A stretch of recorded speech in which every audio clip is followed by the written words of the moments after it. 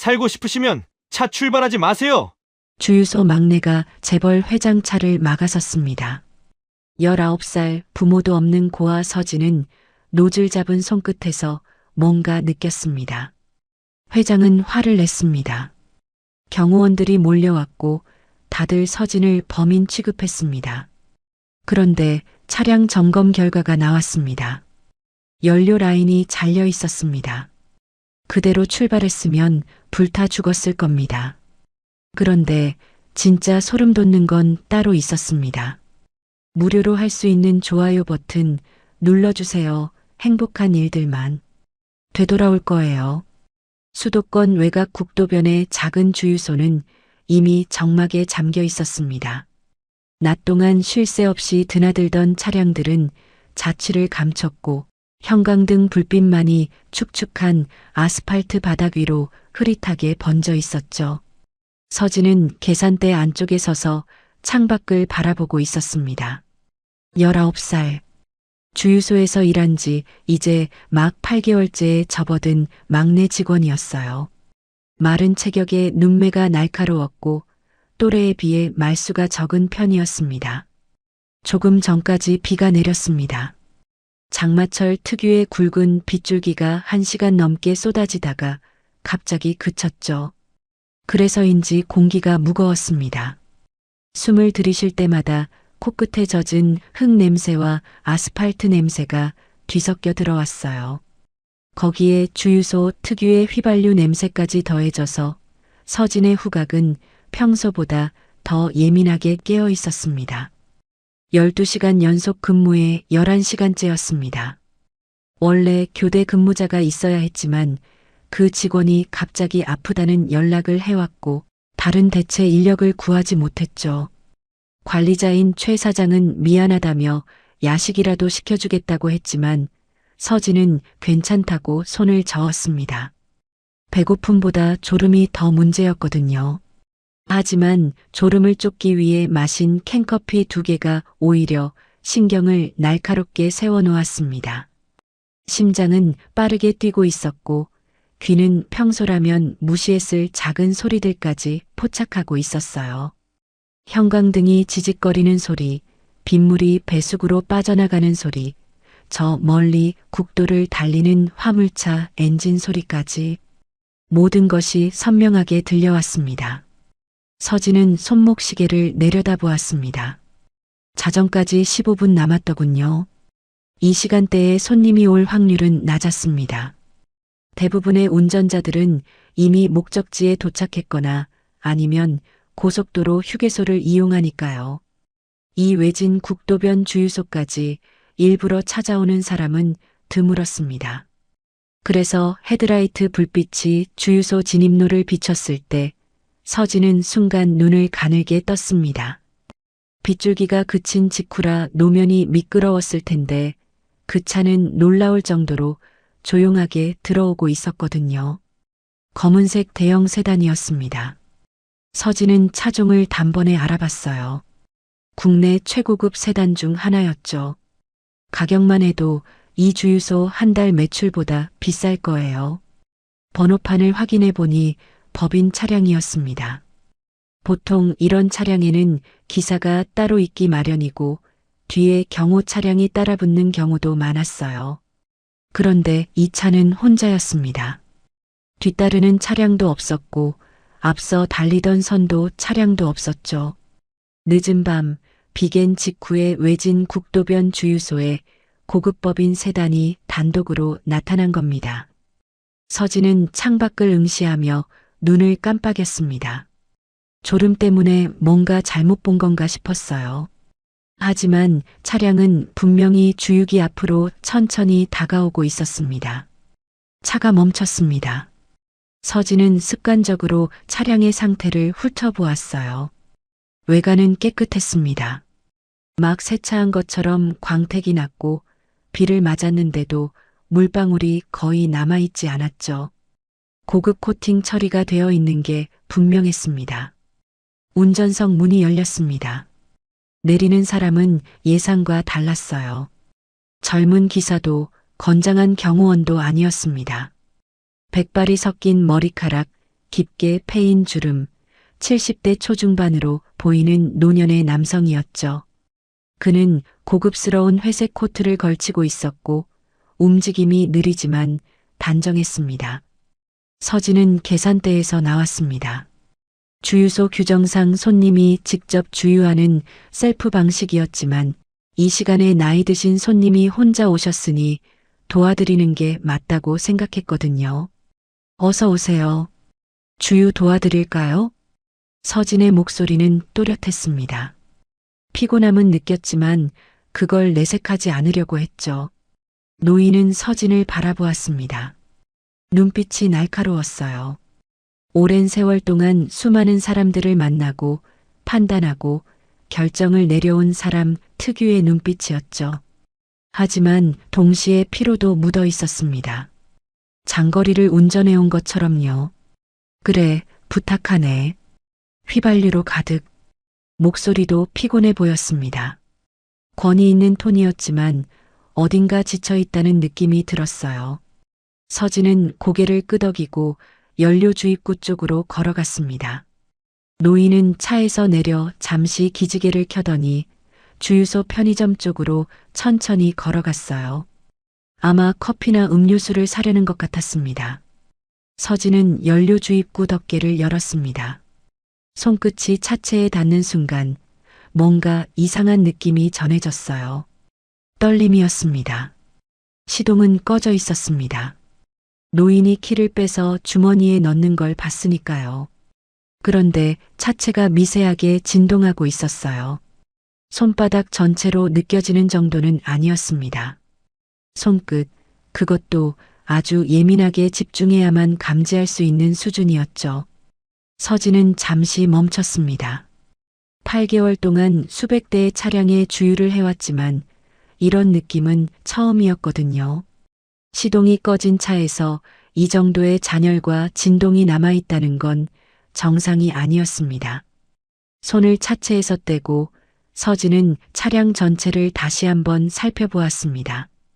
외관상으로는 아무 문제가 없어 보였어요. 긁힌 자국도 없었고 찌그러진 곳도 없었죠. 타이어 상태도 양호해 보였습니다.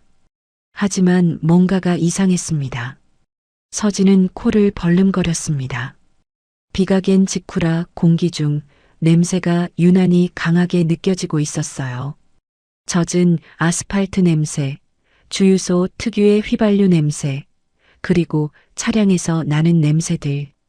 새차 특유의 가죽 냄새, 엔진 냄새, 타이어 고무 냄새. 그런데 그 사이로 낯선 냄새가 섞여 있었습니다.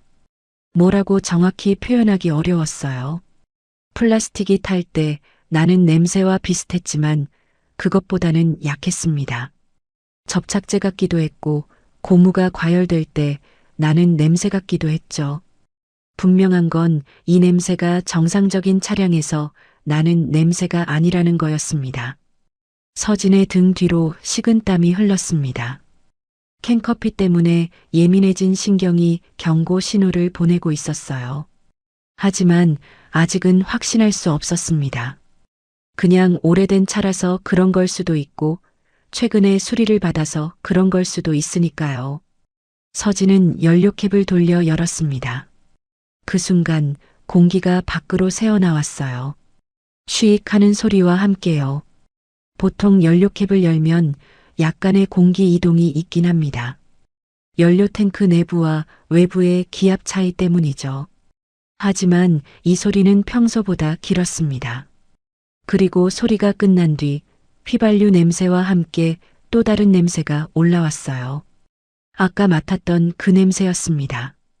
타는 플라스틱과 접착제 사이 어딘가에 있는 화학적인 냄새. 이번에는 더 강했습니다. 서진의 심장이 빠르게 뛰기 시작했습니다. 하지만 겉으로는 아무렇지 않은 척했어요. 노인은 편의점 안에 있었고 유리창 너머로 서진을 볼 수도 있었으니까요. 괜히 호들갑을 떨었다가 아무 일도 아닌 것으로 밝혀지면 창피하잖아요.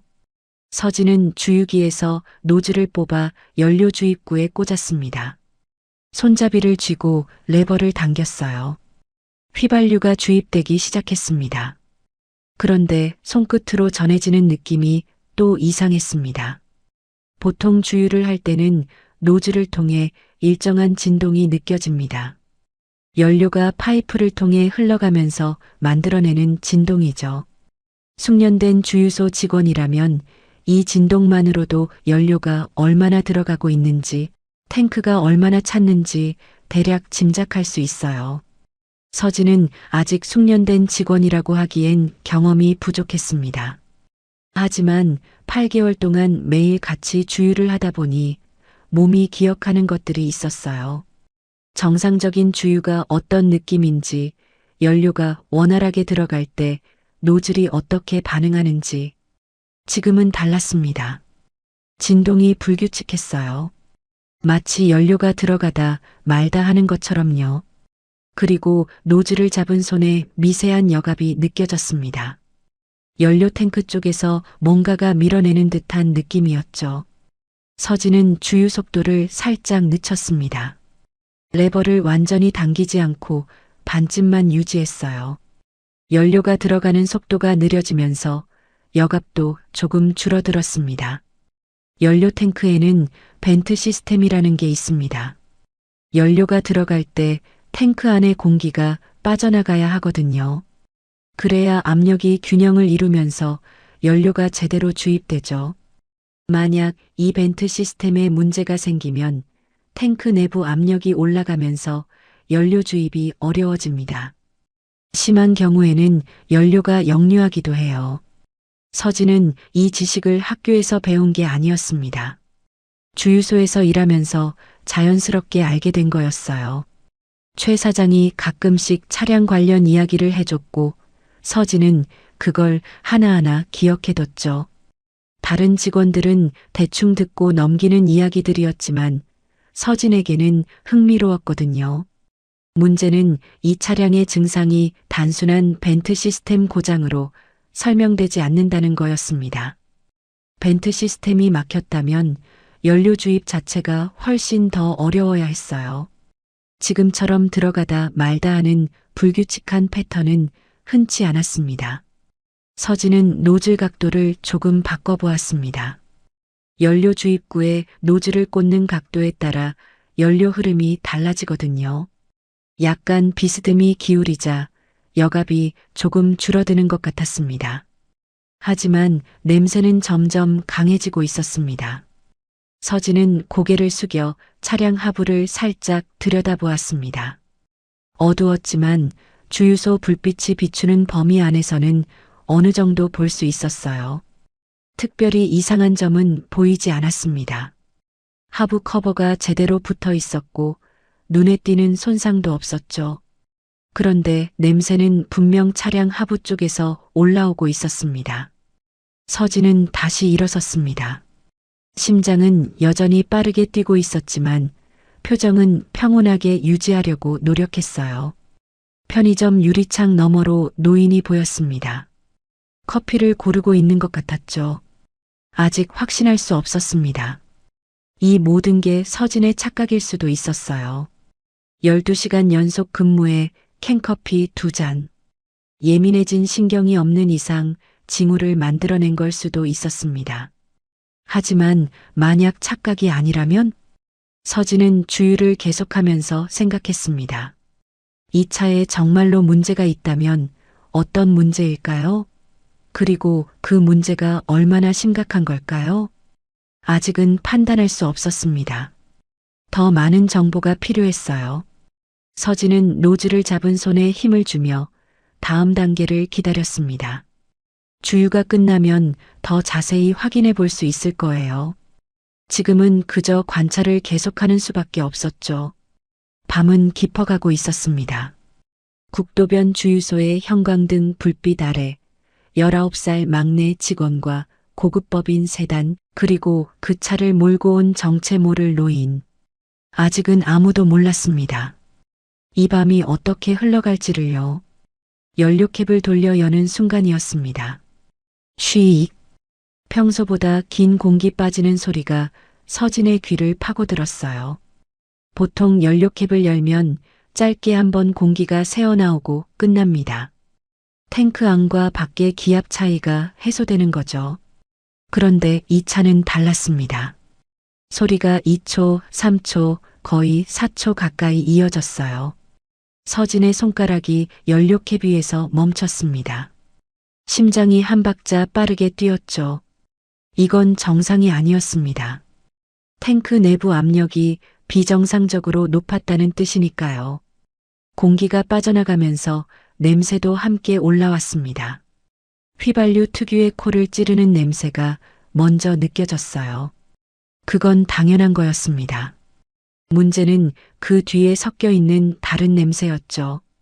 달콤하면서도 자극적인 화학 냄새.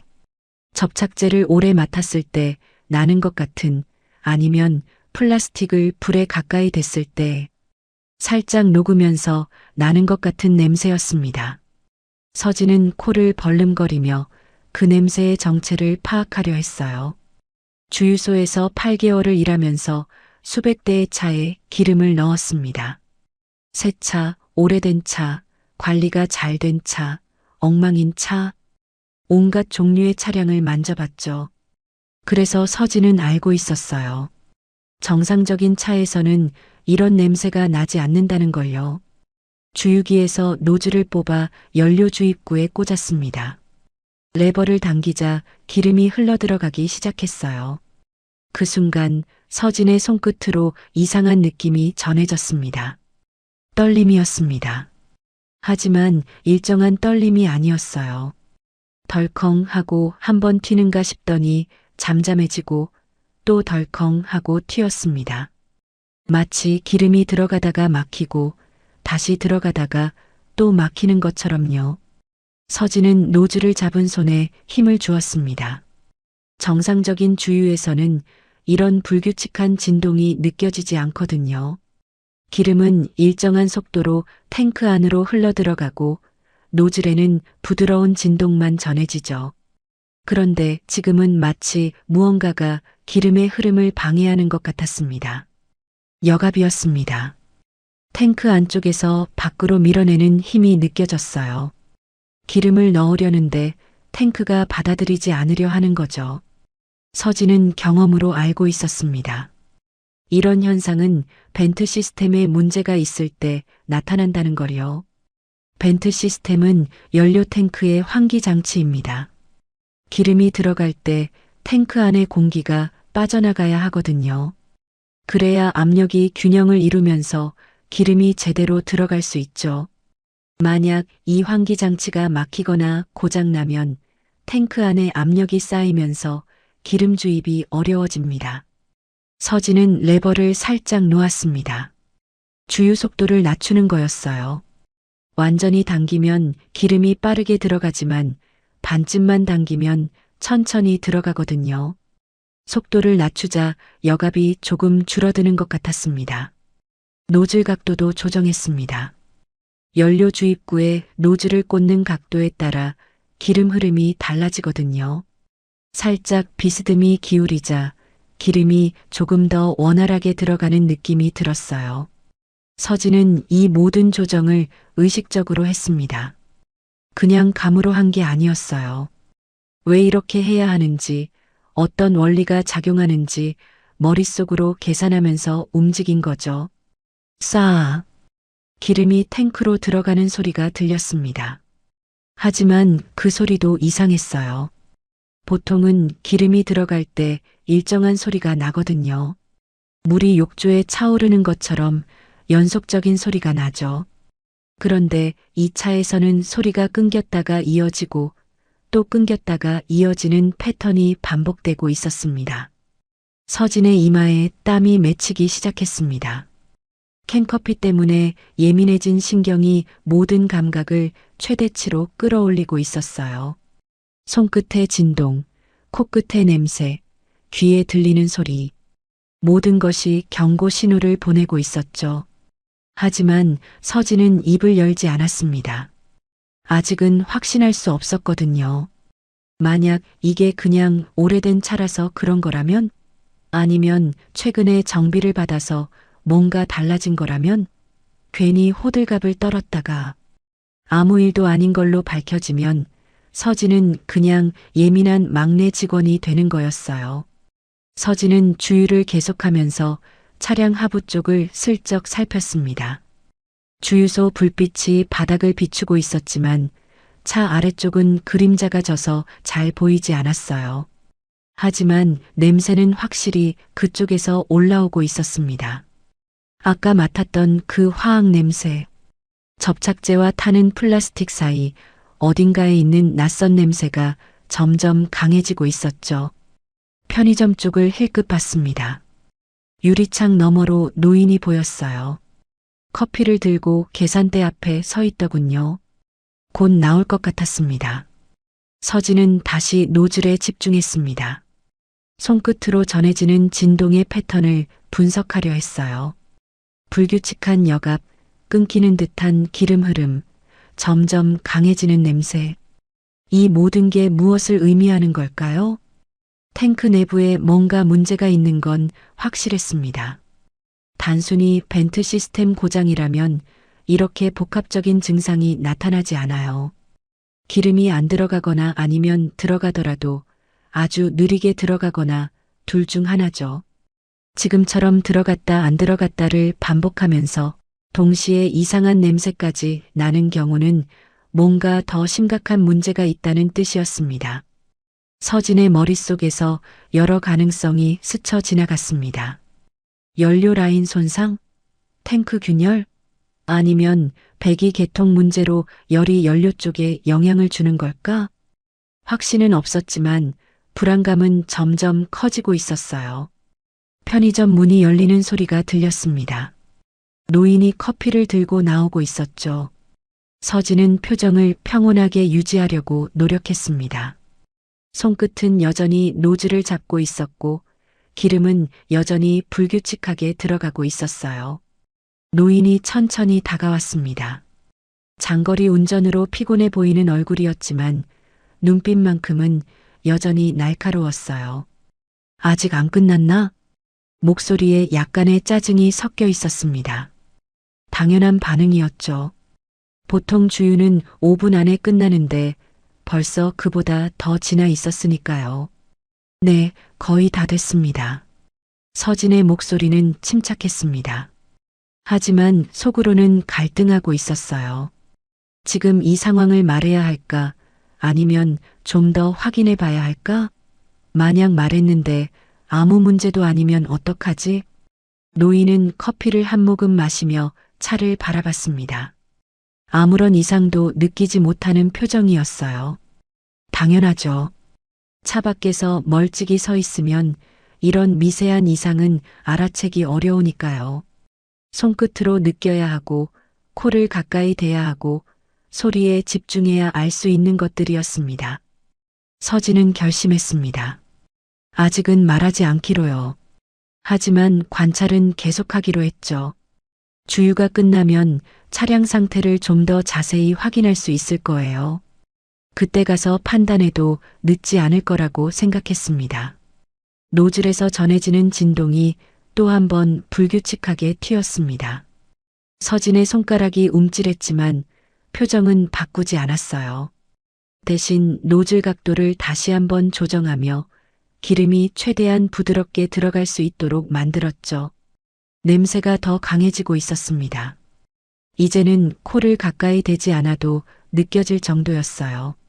차량 하부 어딘가에서 올라오는 그 화학적인 냄새가 공기 중에 퍼지고 있었습니다. 서진은 숨을 깊이 들이쉬었습니다. 불안했지만 동시에 집중하고 있었어요. 뭔가 잘못됐다는 건 확실했습니다. 문제는 그게 뭔지, 얼마나 심각한지 아직 모른다는 거였죠. 주유기 숫자가 천천히 올라가고 있었습니다. 노인은 여전히 커피를 마시며 서 있었고 주유소는 여전히 적막했어요. 하지만 서진의 내면에서는 폭풍이 몰아치고 있었습니다. 손끝으로 느껴지는 모든 진동, 코끝으로 맡아지는 모든 냄새, 귀로 들리는 모든 소리가 경고를 보내고 있었거든요. 아직은 확신이 없었습니다.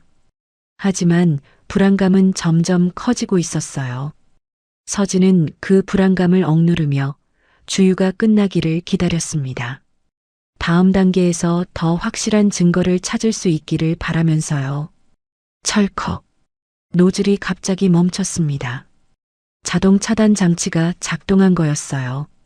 서진의 손이 움찔했습니다. 주유기 화면을 확인해 보니 아직 30리터도 채 들어가지 않은 상태였어요. 이 차급의 대형 세단이라면 연료 탱크 용량이 최소 70리터는 될 텐데 너무 이른 차단이었죠. 자동 차단 장치는 연료가 가득 차면 작동합니다. 노즐 끝에 있는 작은 구멍으로 공기가 들어가다가 기름이 그 구멍을 막으면 자동으로 주유가 멈추는 원리예요.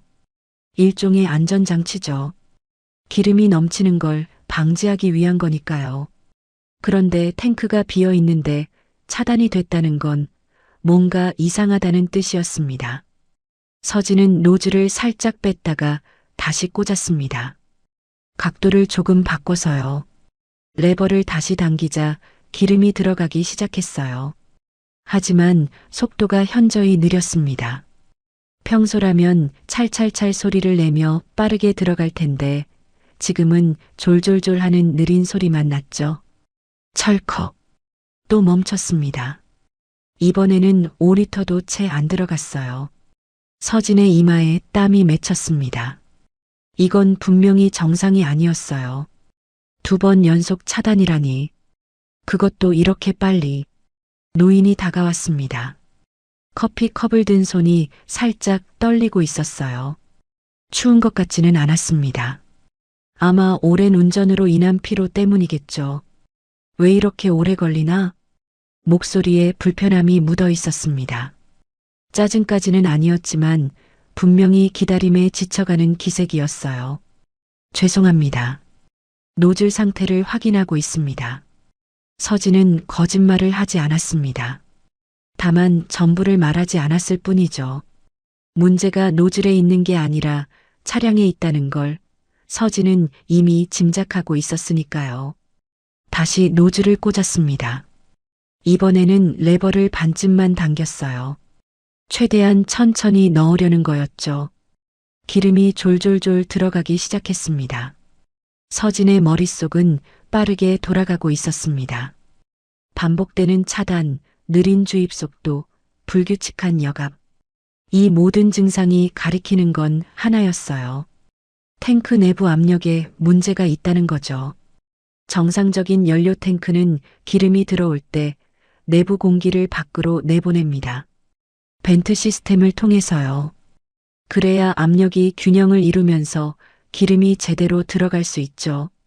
만약 이 시스템이 막히거나 고장나면 탱크 안에 압력이 쌓이면서 기름을 밀어내게 됩니다. 노즐의 자동 차단 장치가 이걸 기름이 찬 것으로 인식하고 멈춰버리는 거예요. 하지만 서진이 걱정하는 건 단순한 고장이 아니었습니다. 벤트 시스템 문제와 함께 아까부터 느껴지던 이상한 냄새가 계속 신경 쓰였거든요. 접착제 같은, 타는 플라스틱 같은 그 화학적인 냄새요. 만약 연료 계통 어딘가에서 기름이 새고 있다면, 그리고 그 새는 기름이 엔진열에 가까운 곳에 있다면, 서진의 등 뒤로 차가운 땀이 흘렀습니다. 그건 최악의 시나리오였어요. 기름이 새면서 증발하고 그 증기가 고열 부위와 만나면 화재로 이어질 수 있거든요.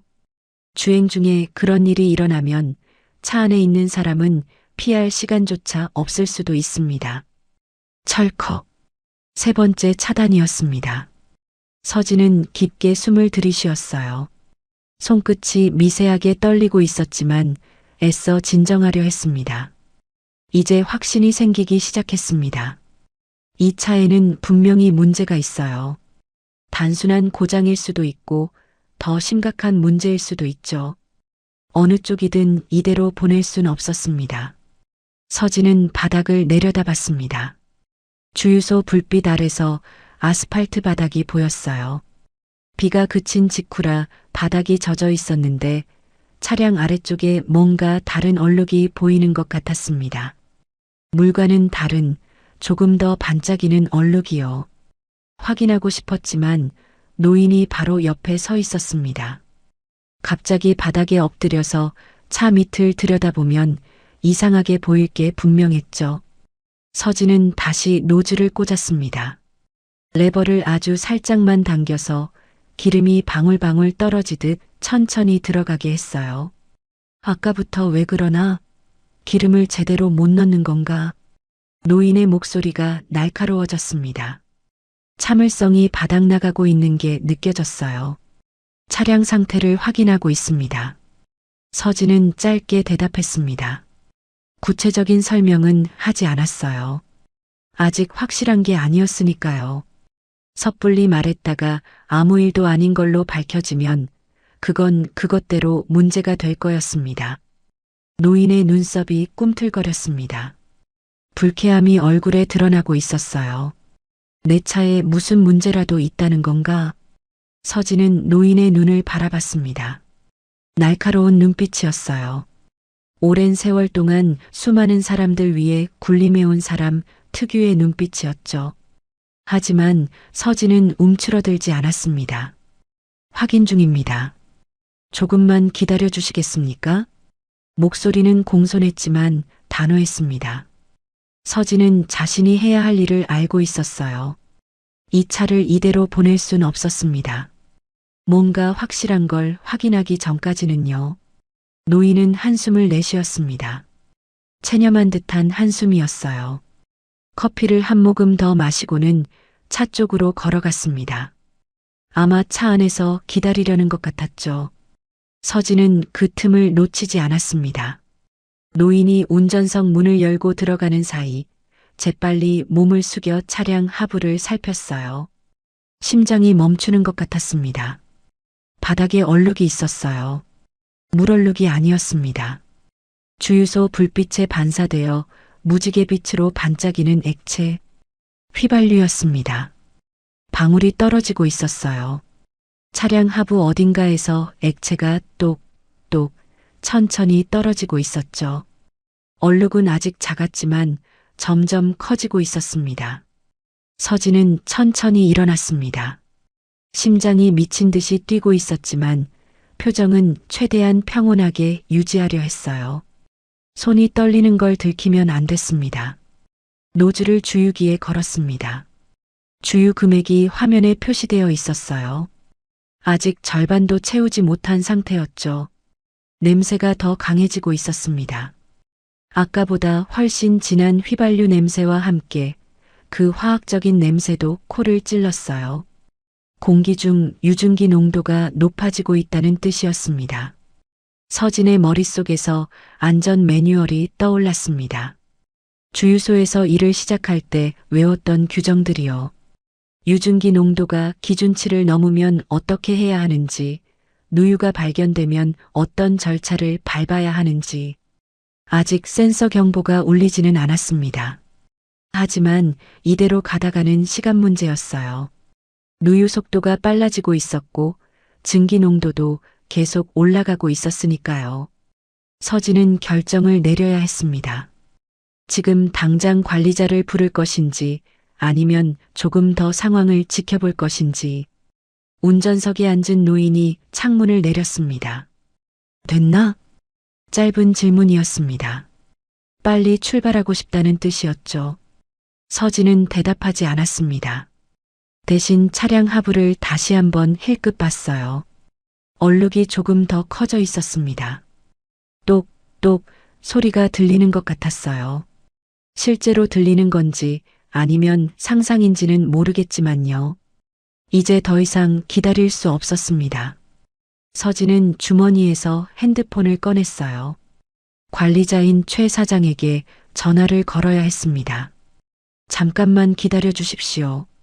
서진은 노인에게 말하고 계산대 쪽으로 걸어갔습니다. 손가락이 떨렸지만 번호를 누르는 건 어렵지 않았어요. 신호가 갔습니다.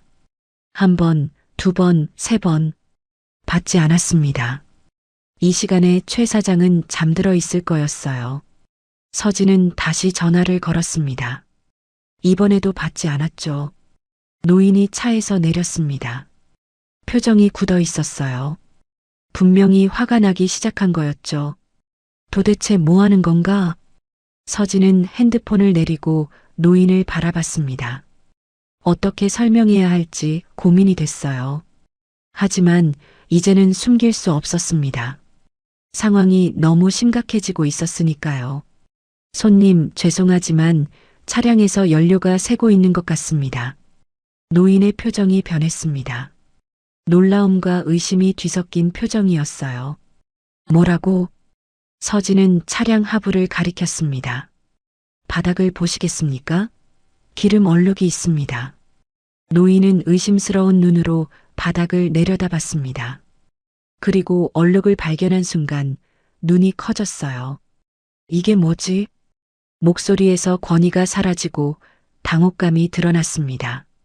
하지만 서진은 안심할 수 없었어요. 오히려 더 긴장됐죠. 이제부터가 진짜 시작이었으니까요. 노인이 바닥의 얼룩을 확인한 순간 분위기가 완전히 달라졌습니다. 서진은 재빨리 차량 하부로 다가갔어요. 무릎을 꿇고 손전등 앱을 켜서 차 밑을 비췄습니다. 핸드폰 불빛이 어둠을 뚫고 들어가자 상황이 더 명확하게 보였죠. 또 기름방울이 떨어졌습니다. 차량 하부 어딘가에서 흘러내린 액체가 바닥에 닿으며 작은 소리를 냈어요. 서진은 숨을 멈추고 그 지점을 주시했습니다. 또 한 방울. 간격이 짧아지고 있었어요. 처음에는 5초 정도 걸리던 게 이제는 3초도 안 되는 것 같았습니다. 바닥의 얼룩이 점점 커지고 있었습니다. 주유소 불빛에 반사되어 무지개 빛으로 반짝이는 휘발유. 그 특유의 냄새가 코를 찔렀어요. 아까보다 훨씬 강해진 냄새였습니다. 서진은 일어섰습니다. 손이 떨리고 있었지만 해야 할 일은 명확했어요. 손님, 지금 차량에서 연료가 누출되고 있습니다. 시동을 걸지 마시고 차에서 떨어져 계셔야 합니다. 목소리가 단호했습니다. 평소 손님에게 말하던 공손한 톤이 아니었어요. 서진 스스로도 놀랄 만큼 차갑고 명확한 목소리였죠. 노인의 표정이 굳었습니다. 당혹감과 함께 뭔가 다른 감정이 스쳐 지나갔어요. 분노인지 두려움인지 알 수 없었습니다. 그게 무슨 소리야? 내 차가 왜 갑자기? 원인은 모르겠습니다. 하지만 지금 연료가 새고 있는 건 확실합니다. 안전을 위해 차에서 떨어져 주십시오. 서진은 노인을 차에서 멀어지게 유도하면서 동시에 주유소 안쪽을 향해 걸어갔어요. 계산대 뒤에 있는 안전 장비함을 열어야 했습니다. 바로 그때였습니다. 삐. 날카로운 경보음이 주유소 전체에 울려 퍼졌어요. 서진은 즉시 계산대 모니터를 확인했습니다. 화면에 빨간 경고창이 떠 있었죠. 유증기 센서 경보. 기준치 초과. 주유소에는 유증기 감지 센서가 설치되어 있습니다.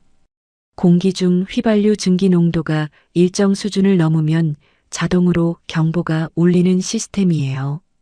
화재나 폭발 위험을 미리 감지하기 위한 안전장치죠. 서진의 심장이 빠르게 뛰었습니다. 센서가 울렸다는 건 상황이 이미 위험 수준에 도달했다는 뜻이었어요. 더 이상 망설일 시간이 없었습니다. 서진은 안전 매뉴얼을 떠올렸습니다. 유증기 센서 경보 발생 시 3단계 절차. 입사할 때 외웠던 내용이 자동으로 머릿속에 재생됐어요. 첫째, 주유 즉시 중단. 이미 완료된 상태였습니다. 둘째, 출차 차단 장치 작동. 서진은 계산대 아래에 있는 비상 버튼을 눌렀어요. 주유소 출구에 설치된 차단기가 내려가는 소리가 들렸습니다. 이제 어떤 차량도 주유소를 빠져나갈 수 없었죠. 셋째, 관리자에게 즉시 보고. 서진은 다시 핸드폰을 꺼냈습니다. 최 사장 번호를 눌렀어요. 한 번, 2번, 3번. 이번에는 받았습니다. 여보세요? 서진아, 이 시간에 무슨 일이야? 잠에서 덜 깬 목소리였습니다. 서진은 빠르게 상황을 설명했어요. 사장님, 유증기 센서 경보가 울렸습니다. 손님 차량에서 연료 누출이 확인됐고 출차 차단 장치 작동했습니다. 전화기 너머로 침대에서 벌떡 일어나는 소리가 들렸어요. 뭐라고? 지금 바로 갈게. 절대 차량 시동 걸지 못하게 해. 불꽃 튀면 큰일 나. 네, 알겠습니다. 전화를 끊고 돌아보니 노인이 출구 쪽을 바라보고 있었습니다. 내려간 차단기를 보고 있는 거였죠. 얼굴에 당혹감이 가득했어요. 이게 뭔가? 왜 길을 막는 건가? 목소리가 높아졌습니다. 분명히 화가 나기 시작한 거였어요. 안전 규정에 따른 조치입니다. 유증기 농도가 기준치를 넘었기 때문에 화재 위험이 해소될 때까지 차량 이동이 제한됩니다. 서진의 목소리는 여전히 차분했습니다. 하지만 속으로는 긴장이 극도로 높아져 있었어요. 노인의 반응이 걱정됐거든요. 뭐, 내가 여기 갇혀 있어야 한다는 건가? 노인이 서진을 향해 걸어왔습니다. 키가 컸고 어깨가 넓었어요. 나이에 비해 체격이 좋은 편이었죠. 서진은 무의식적으로 한 발짝 뒤로 물러났습니다. 손님, 지금 상황이 위험합니다. 차량에서 연료가 새고 있고 공기 중에 휘발유 증기가 가득합니다. 이 상태에서 시동을 걸면 불꽃이 튀면서 화재가 발생할 수 있습니다.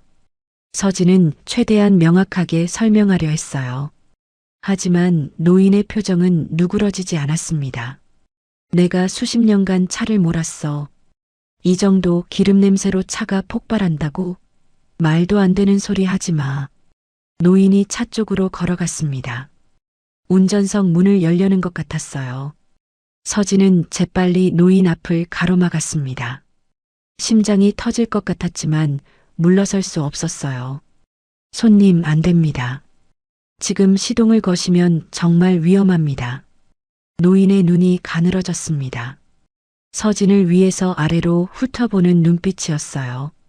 어린 주유소 직원이 자신을 맡고 있다는 게 믿기지 않는다는 표정이었죠. 비켜. 단 한마디였습니다. 하지만 그 안에 담긴 압박감은 엄청났어요. 평생 사람들 위해 군림해온 사람 특유의 명령조였습니다. 서진의 다리가 떨렸습니다. 본능적으로 비키고 싶다는 충동이 들었어요. 하지만 서진은 움직이지 않았습니다. 죄송합니다. 저도 규정을 따라야 합니다. 관리자가 곧 도착하실 겁니다. 그때까지만 기다려 주십시오. 노인의 얼굴이 붉어졌습니다. 분노가 치밀어 오르는 게 눈에 보였어요. 하지만 서진을 밀치지는 않았습니다. 대신 주머니에서 핸드폰을 꺼냈죠. 좋아. 그럼 나도 내 사람들을 부르겠네. 노인이 전화를 걸기 시작했습니다. 서진은 그 모습을 지켜보면서 묘한 불안감을 느꼈어요.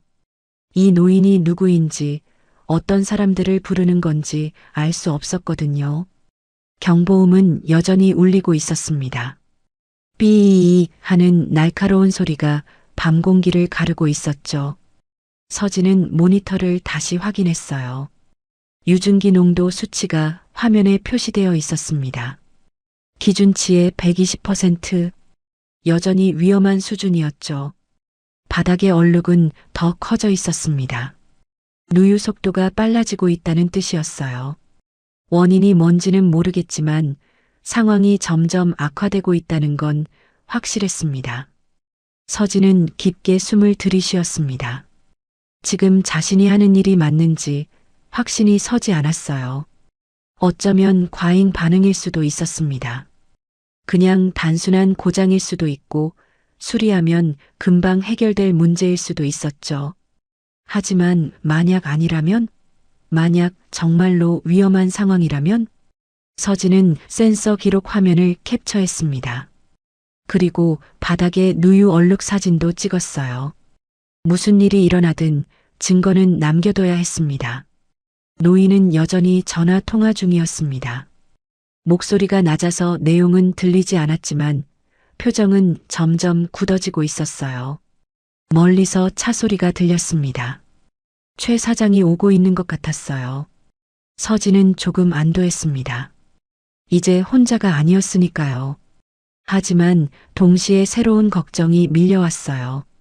최 사장이 오면 뭐라고 할까? 제가 과잉 반응했다고 할까? 아니면 제 판단이 맞았다고 할까? 서진은 고개를 저었습니다. 지금 중요한 건 그게 아니었어요. 중요한 건 안전이었습니다. 누가 뭐라고 하든 위험한 상황에서 차를 보낼 순 없었어요. 경보음이 계속 울리는 가운데 서진은 자신의 위치를 지켰습니다. 차와 노인 사이에 서서 어떤 일이 일어나도 막을 준비를 하고 있었죠. 밤은 아직 끝나지 않았습니다. 그리고 상황은 이제 막 시작된 것 같았어요. 최 사장의 낡은 트럭이 주유소로 들어왔습니다. 서진은 안도의 한숨을 내쉬었어요. 이제 혼자가 아니었으니까요. 최 사장은 차에서 내리자마자 상황을 파악하려는 듯 주위를 둘러봤습니다.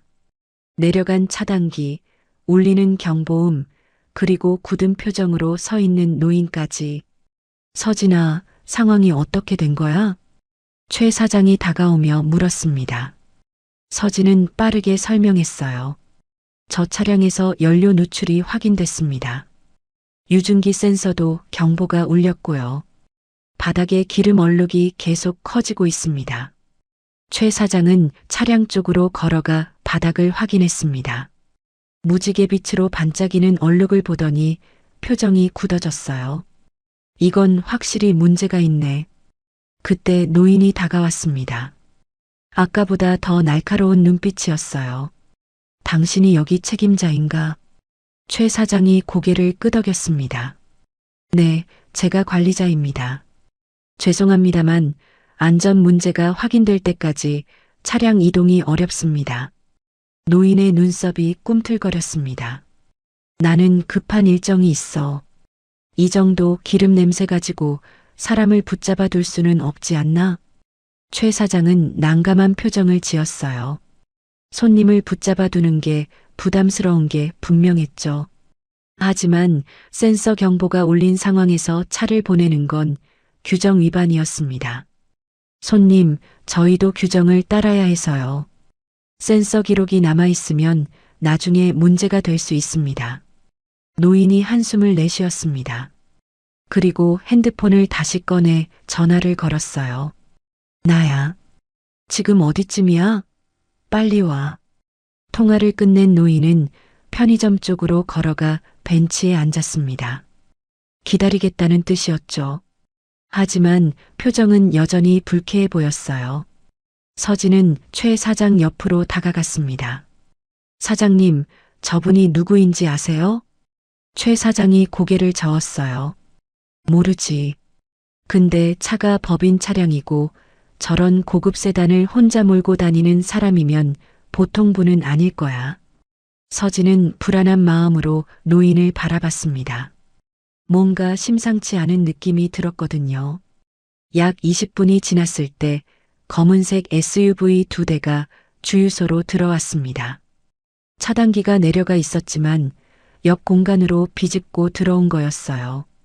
차에서 내린 사람들은 모두 검은 정장 차림이었습니다. 체격이 좋았고 움직임이 날렵했어요. 경호원이라는 게 한눈에 보였죠. 그중 한 명이 노인에게 다가갔습니다. 허리를 깊이 숙이며 말했어요. 회장님, 괜찮으십니까? 회장님. 서진의 심장이 덜컥 내려앉았습니다. 회장이라고요? 어떤 회사의 회장인지는 모르겠지만 경호원을 대동할 정도면 보통 규모가 아닐 거였어요. 최 사장의 얼굴도 하얗게 질렸습니다. 작은 주유소 관리자가 대기업 회장을 상대하게 될 줄은 꿈에도 몰랐을 거예요. 경호원 중 한 명이 최 사장에게 다가왔습니다. 상황을 설명해 주시죠. 목소리가 정중했지만 그 안에 담긴 압박감은 엄청났어요. 최 사장이 더듬거리며 설명을 시작했습니다. 차량에서 연료 누출이 확인됐고 유증기 센서 경보가 울렸습니다. 안전 규정상 차량 이동을 제한할 수밖에 없었습니다. 경호원이 고개를 끄덕였습니다. 그리고 바닥의 얼룩을 확인하더니 눈살을 찌푸렸어요. 확실히 기름이 새고 있군요. 하지만 회장님은 지금 바로 이동하셔야 합니다. 차단기를 올려주시죠. 최 사장이 난감한 표정을 지었습니다. 그건 좀 어렵습니다. 센서 기록이 남아 있어서요. 만약 사고가 나면 저희 책임이 됩니다. 경호원의 표정이 굳어졌습니다. 하지만 바로 반박하지는 않았어요. 대신 다른 경호원에게 눈짓을 보냈죠. 비서실장님께 연락해. 상황 보고하고 지시받아. 분위기가 점점 팽팽해지고 있었습니다. 서진은 한쪽에 서서 상황을 지켜보고 있었어요. 손이 떨리고 있었지만 주머니에 넣어 숨겼습니다. 잠시 후 경호원이 전화를 받았습니다. 통화 내용은 들리지 않았지만 표정이 점점 굳어지는 게 보였어요. 통화를 마친 경호원이 최 사장에게 다가왔습니다. 비서실장님께서 직접 오신다고 합니다. 그때까지 기다리겠습니다. 하지만 차단기 문제는 해결해야 할 겁니다. 최 사장이 고개를 끄덕였습니다. 하지만 표정은 불안해 보였어요. 서진도 마찬가지였죠. 서진은 조용히 계산대로 들어갔습니다. 모니터에 표시된 센서 기록을 다시 확인했어요. 경보가 울린 시각, 유증기 농도 수치, 기준치 초과 시점까지 모든 기록이 남아 있었습니다. 서진은 그 기록들을 캡처해서 저장했습니다. 그리고 아까 찍어둔 누유 사진도 다시 확인했어요. 무슨 일이 일어나든 증거는 확실하게 보존해둬야 했습니다. 약 30분이 더 지났을 때 또 다른 고급 세단이 도착했습니다. 차에서 내린 사람은 50대 중반쯤 되어 보이는 남자였어요. 깔끔한 정장에 날카로운 눈매. 비서실장이라는 게 분명했죠. 비서실장은 먼저 회장에게 다가가 상황을 보고받았습니다. 그리고 차량 주변을 살펴본 뒤 최 사장에게 왔어요. 상황은 들었습니다. 하지만 회장님은 지금 바로 이동하셔야 합니다. 차단기를 올려주시면 나중에 모든 문제는 저희가 책임지겠습니다. 최 사장이 망설였습니다. 대기업 비서실장이 직접 책임지겠다고 하는데 거부하기가 쉽지 않았을 거예요. 서진은 그 모습을 보면서 불안해졌습니다. 만약 여기서 차단기를 올리고 차를 보낸다면? 그리고 그 차가 도로에서 화재라도 난다면? 서진은 한 발짝 앞으로 나섰습니다. 저기요. 모든 시선이 서진에게 쏠렸습니다.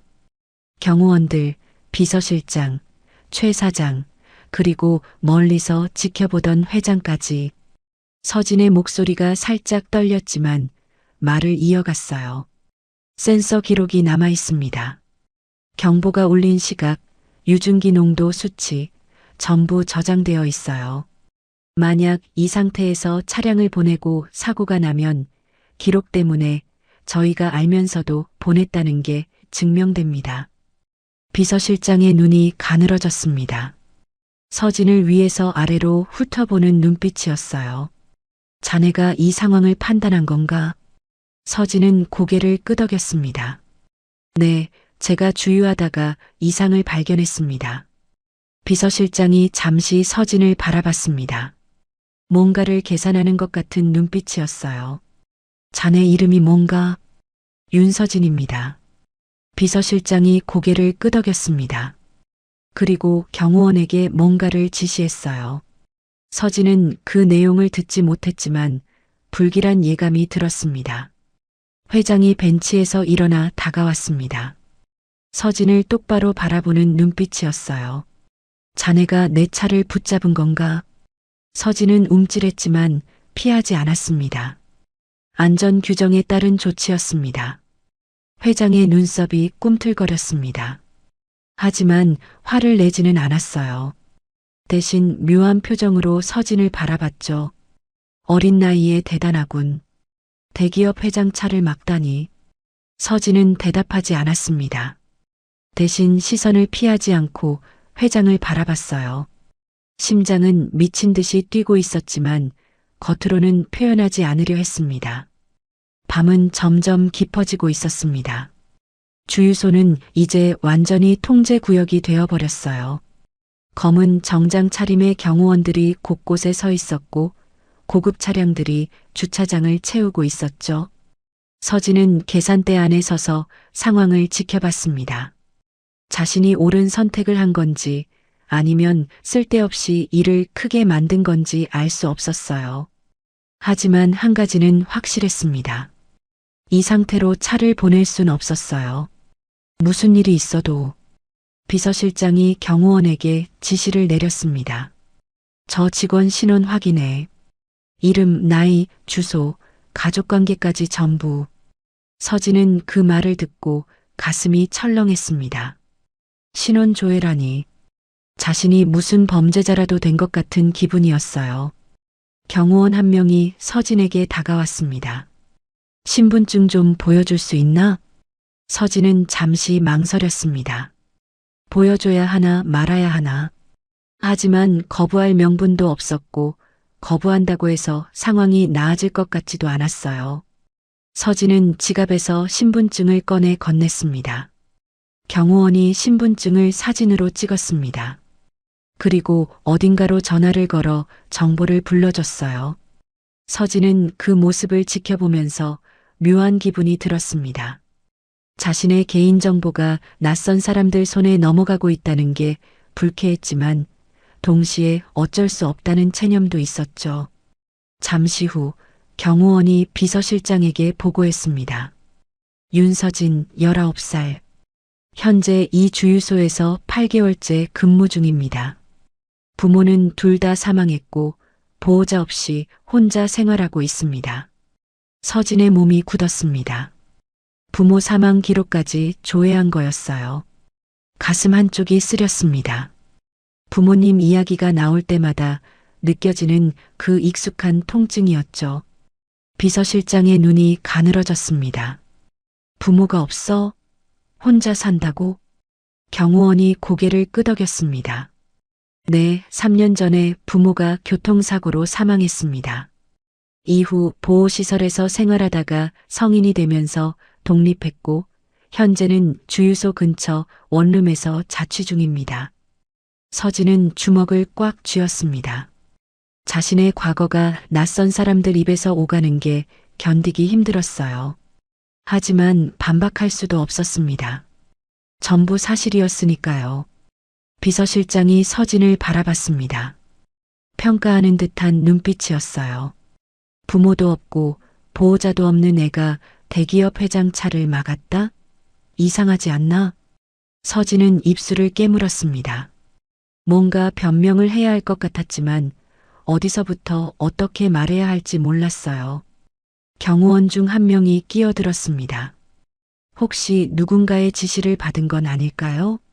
회장님 차가 이 주유소에 들를 걸 미리 알고 있었다면 의도적으로 출차를 방해했을 수도 있습니다. 서진의 눈이 커졌습니다. 의도적인 방해라니.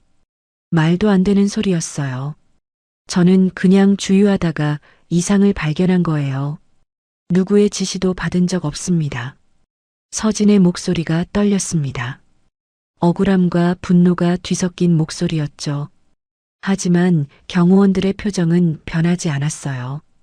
의심의 눈초리로 서진을 바라보고 있었습니다. 비서실장이 손을 들어 경호원들을 제지했습니다. 일단 좀 더 알아보자. 성급하게 결론 내릴 일은 아니야. 그리고 서진에게 물었어요. 자네가 이상을 발견했다고 했지? 구체적으로 어떻게 알았나? 서진은 심호흡을 했습니다. 차분하게 설명해야 했어요. 주유를 시작했을 때 노즐에서 불규칙한 진동이 느껴졌습니다. 연료 주입 속도도 비정상적으로 느렸고 자동 차단이 반복적으로 발생했어요. 그리고 차량 주변에서 평소와 다른 화학적 냄새가 났습니다. 비서실장이 눈썹을 치켜 올렸습니다. 노즐 진동, 화학적 냄새, 자네가 그런 걸 어떻게 아나? 8개월밖에 안 된 신입 직원이? 서진은 대답하지 못했습니다. 어떻게 알았냐고 물으면 뭐라고 해야 할까요? 그냥 느꼈다고 하면 믿어줄까요? 최 사장이 끼어들었습니다. 저 친구가 원래 좀 눈썰미가 있어요. 다른 직원들은 못 느끼는 것도 잘 잡아내더라고요. 비서실장이 최 사장을 바라봤습니다. 눈썰미, 그게 대기업 회장 차를 막을 정도의 근거가 되나요? 최 사장은 입을 다물었습니다. 뭐라고 대답해야 할지 모르는 표정이었어요. 경호원 한 명이 다시 말했습니다. 아무래도 수상합니다. 고아 출신의 보호자도 없고 주유소 막내 직원이 갑자기 회장님 차에서 문제를 발견했다? 너무 우연이 많지 않습니까? 서진은 가슴이 답답해졌습니다. 자신의 출신과 배경이 의심의 근거가 되고 있었어요. 부모가 없다는 게, 혼자 산다는 게, 어린 나이라는 게 전부 불리하게 작용하고 있었죠. 하지만 서진은 해명하지 않았습니다. 해명해봤자 믿지 않을 거라는 걸 알았거든요. 대신 핸드폰을 꺼냈어요. 여기 센서 기록이 있습니다. 경보가 울린 시각, 유증기 농도 수치, 전부 기록되어 있어요. 그리고 이건 바닥 누유 사진입니다. 서진은 화면을 비서실장에게 보여줬습니다. 센서 기록 캡처 화면, 기름 얼룩 사진, 시간이 찍힌 모든 증거들이요. 비서실장이 화면을 들여다봤습니다. 표정이 미묘하게 변했어요. 증거가 명확하다는 걸 인정하는 듯한 표정이었죠. 기록은 있군. 하지만 이게 자네가 의도적으로 만든 상황이 아니라는 증거는 되지 않아. 서진은 입술을 깨물었습니다. 뭘 어떻게 해야 의심을 풀 수 있는 걸까요? 자신이 아무것도 하지 않았다는 걸 어떻게 증명할 수 있을까요? 회장이 다가왔습니다. 지금까지 멀찍이 서서 상황을 지켜보고 있었는데 이제야 직접 나선 거였어요. 그만하게. 짧은 한마디였지만 무게감이 있었습니다. 경호원들이 즉시 물러났어요. 회장이 서진을 바라봤습니다. 날카로운 눈빛이었지만 아까와는 다른 뭔가가 담겨 있었어요. 자네, 정말 아무 의도 없이 내 차를 막은 건가? 서진은 회장의 눈을 똑바로 바라봤습니다. 네. 저는 그냥 제 일을 한 거예요. 위험해 보여서 막은 겁니다. 회장이 잠시 서진을 응시했습니다. 뭔가를 판단하려는 것 같은 표정이었어요. 좋아. 그럼 차를 확인해 보지. 자네 말이 맞는지 아닌지. 회장이 비서실장에게 지시했습니다. 정비 전문가를 불러 차량을 정밀 점검해야겠어. 비서실장이 고개를 끄덕이고 전화를 걸었습니다. 서진은 안도의 한숨을 내쉬었습니다. 드디어 차량을 제대로 확인하게 되는 거였어요. 만약 정말로 문제가 있다면 자신의 판단이 옳았다는 게 증명될 거였습니다. 하지만 동시에 불안하기도 했어요. 만약 아무 문제도 없다면? 그냥 단순한 고장이거나 자신의 착각이었다면? 서진은 고개를 저었습니다. 지금은 결과를 기다릴 수밖에 없었어요. 자신이 할 수 있는 건 전부 했으니까요. 밤은 더욱 깊어지고 있었습니다. 주유소에는 긴장감이 팽팽하게 감돌았어요. 서진은 계산대 앞에 서서 기다렸습니다. 자신의 운명이 결정될 순간을요. 새벽녘 대형 견인차가 주유소에 도착했습니다. 뒤이어 정비 전문가로 보이는 남자 2명이 내렸어요. 한 명은 50대 중반쯤 되어 보이는 베테랑이었고 다른 한 명은 30대 초반의 젊은 기술자였습니다. 둘 다 작업복 차림이었지만 움직임에서 전문가다운 능숙함이 느껴졌어요. 비서실장이 그들에게 다가갔습니다. 차량 전체를 점검해 주십시오. 특히 연료 계통을 중점적으로 봐주시고요. 베테랑 기술자가 고개를 끄덕였습니다. 그리고 차량 주변을 한 바퀴 돌며 상태를 확인했어요. 바닥에 기름 얼룩을 보더니 눈살을 찌푸렸습니다. 일단 차를 들어 올려야겠습니다. 하부를 제대로 봐야 할 것 같아요. 견인차에 실려온 이동식 리프트가 설치됐습니다. 서진은 멀찍이 서서 그 과정을 지켜봤어요. 심장이 빠르게 뛰고 있었습니다. 곧 모든 게 밝혀질 거였어요. 자신의 판단이 맞았는지 틀렸는지. 차량이 리프트 위로 올라갔습니다. 천천히 조심스럽게. 기술자들이 리모컨을 조작하자 차체가 공중으로 떠올랐어요. 서진은 숨을 죽이고 지켜봤습니다. 차량 하부가 드러났습니다. 서진은 무의식적으로 한 발짝 앞으로 나섰어요. 뭔가 보이는 것 같았거든요. 베테랑 기술자가 손전등을 켜고 차량 밑으로 들어갔습니다. 잠시 후 그의 목소리가 들려왔어요. 이거 봐. 젊은 기술자가 재빨리 다가갔습니다. 두 사람이 한참 동안 뭔가를 들여다보더니 베테랑 기술자가 밖으로 나왔어요. 표정이 심각했습니다. 비서실장님, 직접 보셔야 할 것 같습니다. 비서실장이 다가갔습니다. 기술자가 손전등으로 특정 부위를 비췄어요. 여기 보이십니까? 연료 라인입니다. 이 부분이 잘려 있어요. 비서실장의 표정이 굳어졌습니다. 잘렸다고요? 자연적으로 마모된 게 아니고. 기술자가 고개를 저었습니다. 절대 아닙니다. 이건 공구로 자른 흔적이에요. 보시면 절단면이 깨끗합니다. 자연 마모라면 이렇게 깔끔하게 잘리지 않아요. 그리고 여기 공구 자국이 남아 있습니다. 서진도 가까이 다가가서 봤습니다. 기술자가 가리키는 곳에 정말로 금속 파이프가 잘려 있었어요. 절단면이 깨끗했고 주변에 긁힌 자국 같은 게 보였습니다.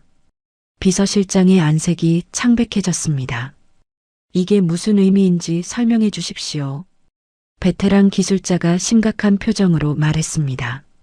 이 연료 라인은 탱크에서 엔진으로 휘발유를 보내는 핵심 통로입니다. 이게 잘리면 연료가 새어나오죠. 문제는 잘린 위치예요. 기술자가 손전등을 옮겨 다른 부위를 비췄습니다.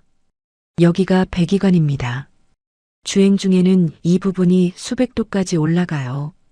그리고 연료 라인이 잘린 위치는 바로 이 배기관 바로 옆입니다. 서진의 등에 소름이 돋았습니다. 무슨 의미인지 단번에 이해가 됐거든요. 새어나온 휘발유가 뜨거운 배기관에 닿으면 어떻게 되나요? 서진이 물었습니다. 목소리가 떨렸어요. 기술자가 서진을 바라봤습니다. 불이 붙습니다. 고속으로 달리는 중이었다면 순식간에 차량 전체가 화염에 휩싸였을 겁니다. 주유소에 침묵이 내려앉았습니다. 모두가 그 의미를 이해하는데 시간이 필요했어요. 회장이 천천히 다가왔습니다. 얼굴이 하얗게 질려 있었어요. 리프트 위에 올라간 자신의 차를 바라보는 눈빛이 믿기지 않는다는 듯 했습니다. 그러니까 이게 사고가 아니라는 건가? 베테랑 기술자가 고개를 끄덕였습니다. 네. 이건 자연적인 고장이 아닙니다. 누군가 의도적으로 연료 라인을 절단한 겁니다. 그것도 아주 교묘하게요. 완전히 자르지 않고 일부만 잘라서 처음에는 조금씩 세다가 시간이 지나면서 누유량이 늘어나도록 만들었어요. 회장의 손이 떨리기 시작했습니다. 그럼 내가 계속 운전했으면 어떻게 됐을까? 기술자가 잠시 침묵했습니다. 대답하기 어려운 질문이었겠죠. 하지만 결국 입을 열었어요. 고속도로에서 달리셨다면 아마 한두 시간 안에 화재가 발생했을 겁니다. 차량 화재는 진압이 어렵고 고속주행 중이라면 피할 시간도 없었을 거예요. 회장의 무릎이 휘청거렸습니다. 경호원이 재빨리 다가가 부축했어요. 비서실장의 얼굴도 창백해져 있었습니다. 이건 살인 미수입니다. 누군가 회장님을 죽이려 한 겁니다. 그 말이 공기 중에 퍼졌습니다. 살인 미수. 무거운 단어였어요. 하지만 증거가 너무 명확했습니다. 부정할 수 없는 현실이었죠. 서진은 멍하니 서 있었습니다. 자신이 막은 게 단순한 고장이 아니라 누군가의 목숨을 노린 범죄였다는 사실이 실감 나지 않았어요. 회장이 서진을 바라봤습니다. 아까까지의 날카로운 눈빛은 사라지고 복잡한 감정이 담긴 눈빛이었어요. 자네가 막지 않았으면 나는 지금 불타는 차 안에 있었을 거야. 서진은 아무 말도 하지 못했습니다. 뭐라고 해야 할지 몰랐거든요. 비서실장이 경호원들에게 지시했습니다. 이 차량을 마지막으로 점검한 사람이 누군지 확인해. 운전기사 동선도 조사하고 최근 차고지에 접근한 사람 목록도 전부 뽑아. 경호원들이 즉시 움직이기 시작했습니다. 전화를 걸고 메모를 하고 분주하게 돌아다녔어요. 회장은 편의점 앞 벤치에 앉았습니다. 손으로 얼굴을 감싸고 한참 동안 움직이지 않았어요. 평생을 기업을 이끌어온 거물이 한순간에 무너진 것 같은 모습이었습니다. 서진은 멀찍이 서서 그 모습을 지켜봤습니다. 가슴이 먹먹했어요. 누군가 이 노인을 죽이려 했다는 사실이, 그리고 자신이 우연히 그걸 막았다는 사실이 너무 무겁게 느껴졌습니다. 최 사장이 서진 옆으로 다가왔습니다. 서진아, 괜찮아? 서진은 고개를 끄덕였습니다. 하지만 괜찮지 않았어요. 손이 떨리고 있었고 다리에 힘이 풀리는 것 같았습니다. 사장님, 저는 그냥 이상한 게 느껴져서 막은 거예요. 이렇게 큰일인 줄은 몰랐어요. 최 사장이 서진의 어깨를 두드렸습니다. 그게 대단한 거야. 다른 사람이었으면 그냥 넘어갔을 거야. 근데 넌 끝까지 확인했잖아. 서진은 아무 말도 하지 못했습니다. 칭찬받을 일인지 아닌지도 모르겠었어요. 그냥 자신이 해야 할 일을 했을 뿐이었거든요. 동이 트기 시작했습니다. 어두웠던 하늘이 조금씩 밝아지고 있었어요. 긴 밤이 끝나가고 있었습니다. 하지만 서진은 알고 있었어요. 이건 끝이 아니라 시작이라는 걸요. 이 사건이 어디로 이어질지, 자신의 삶에 어떤 영향을 미칠지 아직 알 수 없었습니다. 서진은 밝아오는 하늘을 바라봤습니다. 복잡한 감정이 가슴속에서 소용돌이치고 있었어요. 두려움, 안도, 혼란, 그리고 묘한 뿌듯함까지 모든 게 뒤섞여 있었습니다. 사건 발생 이틀 후 비서실장 강민수는 회장실로 향하고 있었습니다. 손에는 서류 봉투가 들려 있었어요. 윤서진에 대한 신원 조회 보고서였죠. 살인 미수 사건의 배후는 이미 파악되어 있었습니다.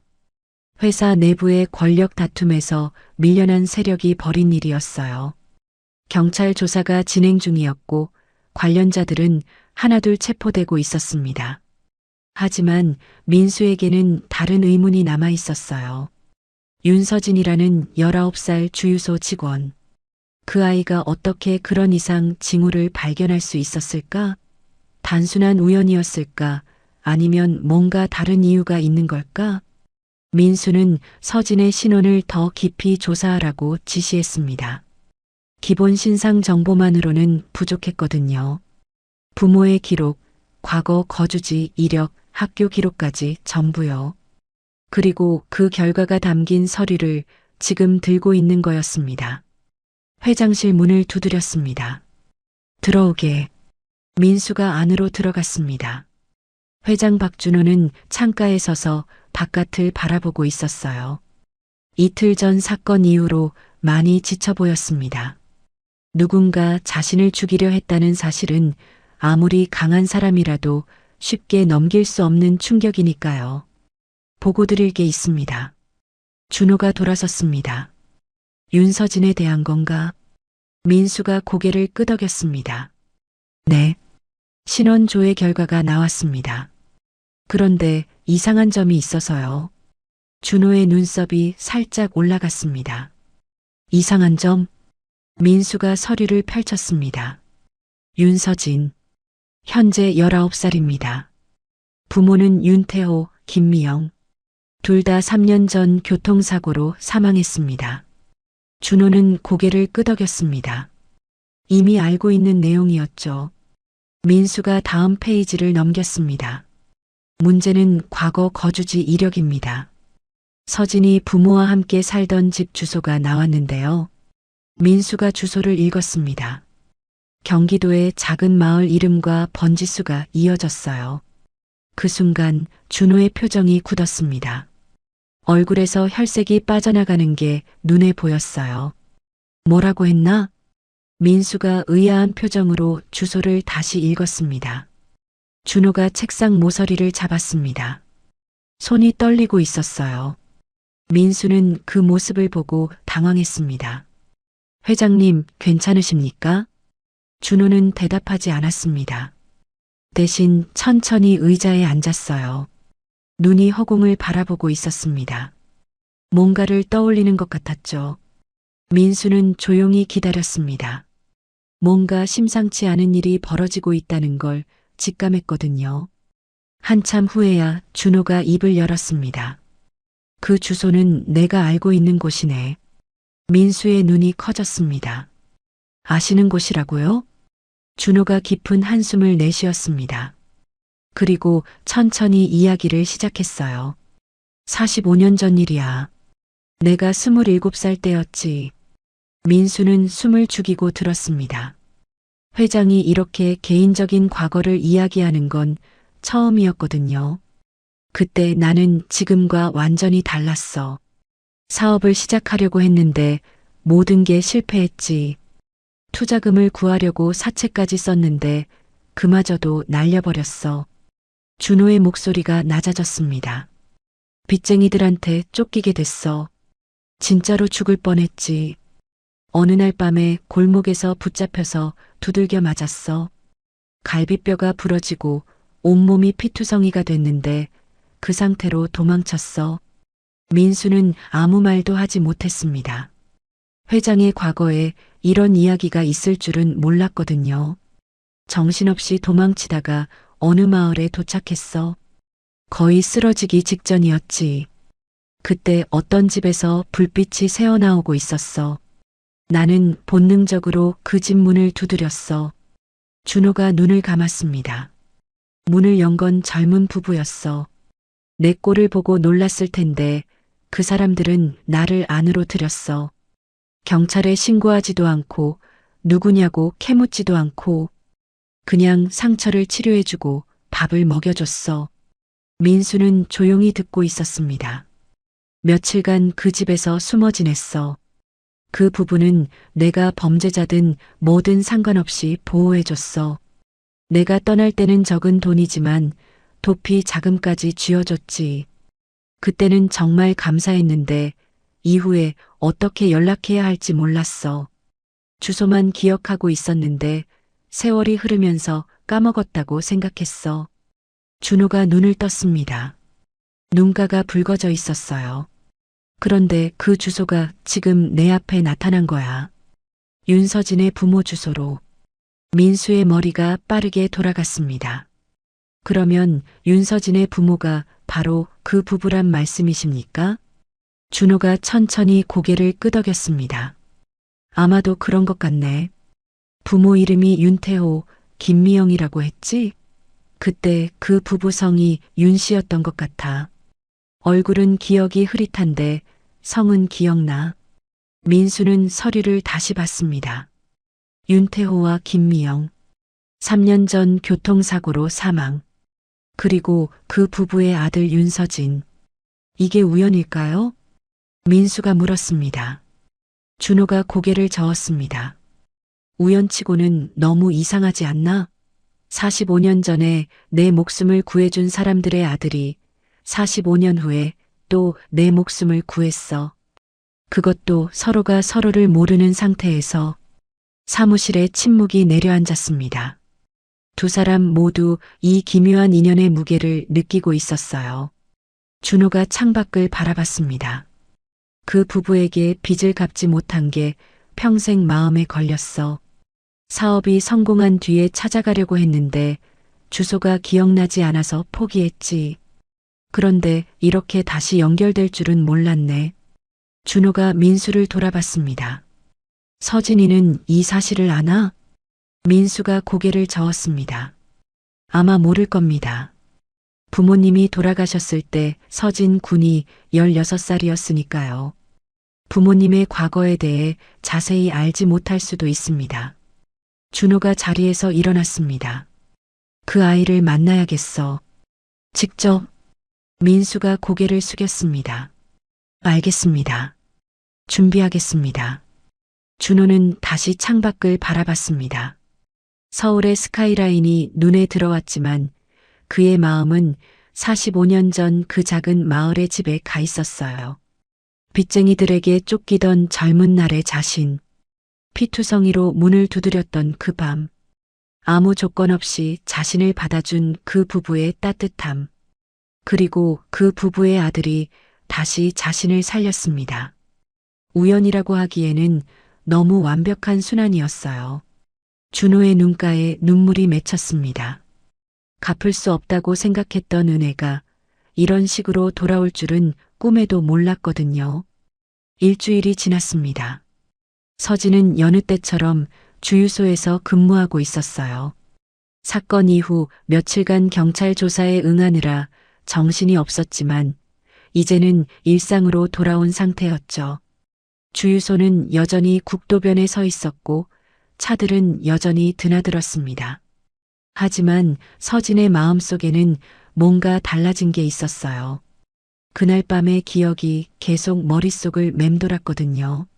손끝으로 느꼈던 이상한 진동, 코끝에 남아있던 화학적 냄새, 그리고 리프트 위에 올라간 차량 밑에서 발견된 잘린 연료 라인. 자신의 판단 하나가 누군가의 목숨을 살렸다는 사실이 아직도 실감나지 않았습니다. 오후 무렵 검은색 세단 한 대가 주유소로 들어왔습니다. 서진은 별 생각 없이 주유기 쪽으로 걸어갔어요. 그런데 차에서 내린 사람을 보고 발걸음이 멈췄습니다. 비서실장 강민수였어요.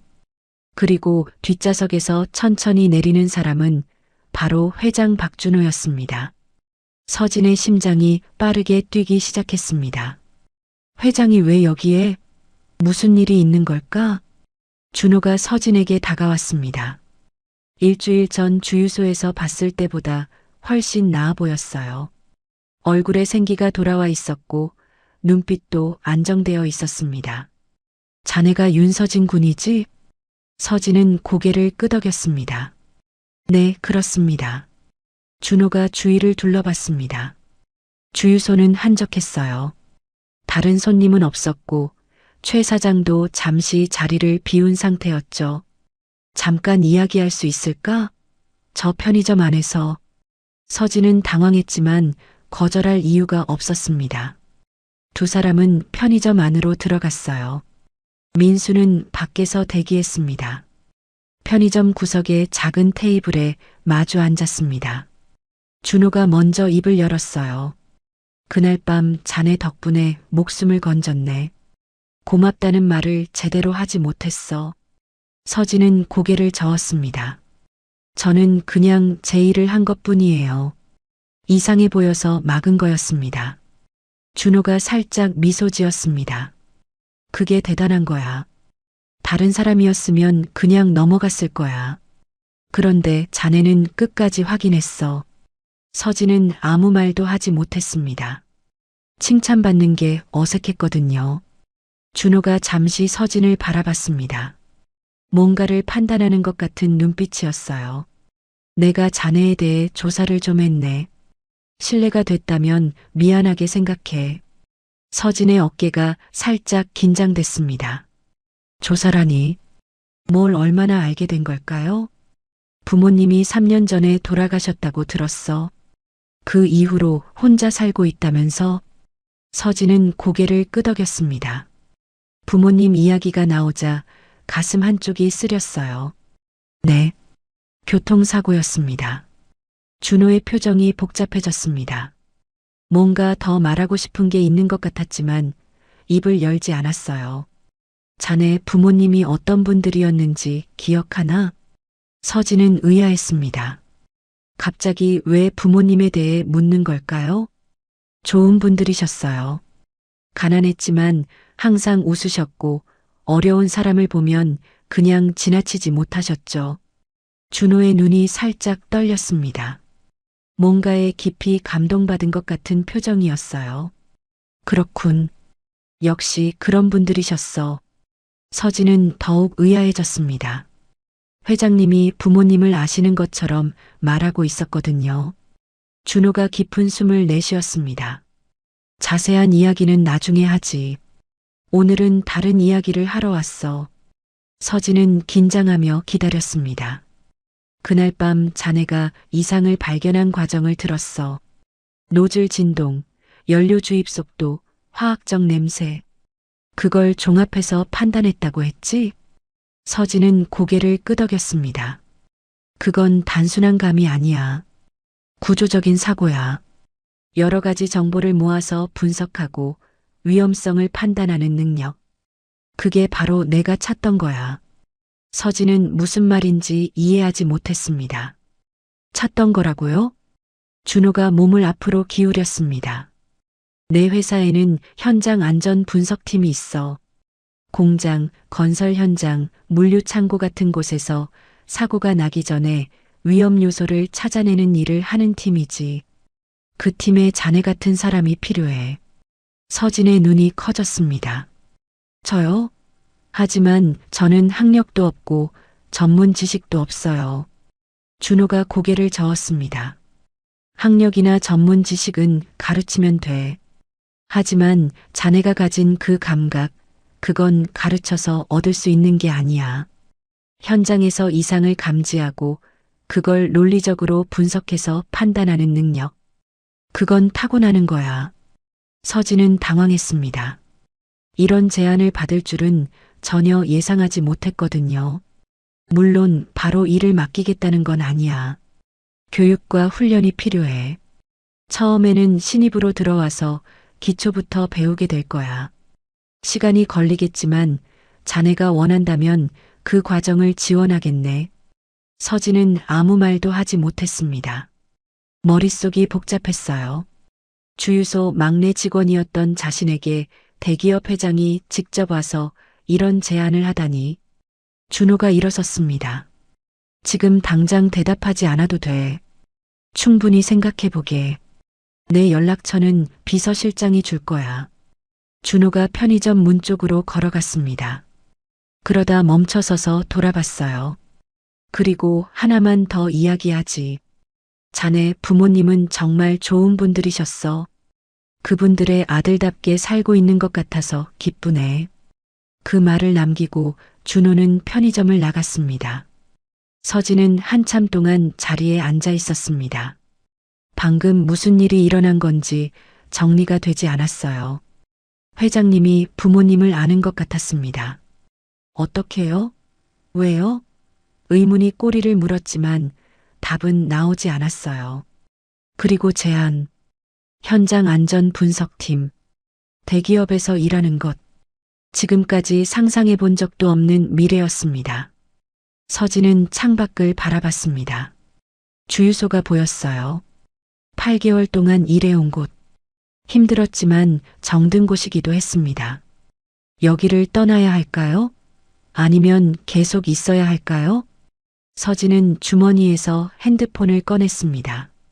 배경화면에는 부모님과 함께 찍은 오래된 사진이 있었어요.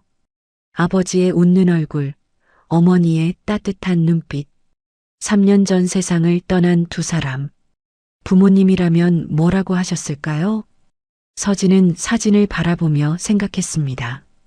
대답은 쉽게 나오지 않았어요. 하지만 한 가지는 확실했습니다. 어떤 선택을 하든 후회하지 않을 선택을 해야 한다는 거였죠. 서진은 핸드폰을 다시 주머니에 넣고 일어섰습니다. 아직 근무 시간이 남아 있었거든요. 일단은 해야 할 일을 해야 했습니다. 결정은 천천히 내려도 됐습니다. 준호도 그렇게 말했으니까요. 충분히 생각해 보라고. 서진은 편의점을 나와 주유기 쪽으로 걸어갔습니다. 마침 차 한 대가 들어오고 있었어요. 어서 오세요. 서진의 목소리는 평소와 다르지 않았습니다. 하지만 마음속에서는 무언가가 조금씩 움직이고 있었어요. 새로운 가능성을 향해서. 한 달 후, 서진은 주유소 사무실에서 마지막 정리를 하고 있었습니다. 책상 위에는 자신이 직접 만든 안전 매뉴얼이 놓여 있었어요. 8개월 동안 일하면서 배운 것들을 전부 정리한 문서였죠. 연료 주입 시 확인해야 할 사항, 이상, 징후 발견 시 대응 절차, 유증기 센서 경보 발생 시 행동 요령. 서진이 경험으로 터득한 모든 것이 담겨 있었습니다. 최 사장이 문을 열고 들어왔어요. 다 정리됐나? 서진은 고개를 끄덕였습니다. 네. 매뉴얼도 완성했고 후배들한테도 인계했습니다. 최 사장이 책상 위에 매뉴얼을 집어들었습니다. 페이지를 넘기며 내용을 훑어봤어요. 이거 꽤 잘 만들었네. 이대로 따라하면 사고 날 일 없겠어. 서진은 살짝 웃었습니다. 제가 겪은 것들이랑 느낀 것들을 적은 거예요. 도움이 됐으면 좋겠습니다. 최 사장이 매뉴얼을 내려놓고 서진을 바라봤습니다. 복잡한 표정이었어요. 기쁨과 아쉬움이 뒤섞인 얼굴이었죠. 솔직히 보내기 아쉬워. 넌 다른 애들이랑 달랐거든. 뭔가 느끼는 게 있었어. 서진은 아무 말도 하지 못했습니다. 최 사장의 진심이 느껴졌거든요. 근데 이렇게 좋은 기회가 왔는데 붙잡을 수는 없지. 가서 잘해. 나중에 유명해지면 여기 와서 기름 넣어가고. 서진이 웃었습니다. 꼭 그렇게 할게요. 사장님, 그동안 감사했습니다. 최 사장이 손을 내밀었습니다. 서진이 그 손을 잡았어요. 두 사람의 악수는 짧았지만 그 안에 많은 것이 담겨 있었습니다. 사무실을 나서자 주유소 직원들이 모여 있었습니다. 모두 서진을 배웅하러 나온 거였어요. 같이 일하던 선배들, 며칠 전에 새로 들어온 후배들까지. 서진아, 잘 가. 나중에 꼭 연락해. 거기서도 잘할 거야. 서진은 한 명 한 명과 인사를 나눴습니다. 8개월이라는 시간이 짧다면 짧았지만 이 사람들과 함께한 순간들은 서진에게 소중한 기억이었어요. 마지막으로 주유소 전체를 바라봤습니다. 낡은 주유기, 작은 편의점, 국도변의 낯익은 풍경. 처음 왔을 때는 그냥 일하는 곳이었는데 이제는 정든 곳이 되어 있었죠. 그리고 주유소 한쪽에는 새로 설치된 장비들이 보였습니다. 최신형 유증기 센서, 강화된 차단 시스템, 새 주유기까지. 회장의 후원으로 전면 교체된 것들이었어요. 서진은 그 장비들을 바라보며 생각했습니다. 자신이 한 일이 이런 변화를 가져왔구나. 앞으로 이 주유소에서 일하는 사람들은 더 안전하게 일할 수 있겠구나. 뿌듯했습니다. 떠나는 게 아쉽기도 했지만 뿌듯함이 더 컸어요. 서진은 주유소를 등지고 걸어갔습니다. 기다리고 있던 차에 올라탔어요. 차가 출발하자 백미러로 주유소가 점점 멀어지는 게 보였습니다. 새로운 시작이었습니다. 며칠 후 서진은 회사 건물 앞에 서 있었습니다. 수십 층짜리 고층 빌딩이었어요. 유리로 된 외벽에 햇빛이 반사되어 눈이 부셨죠.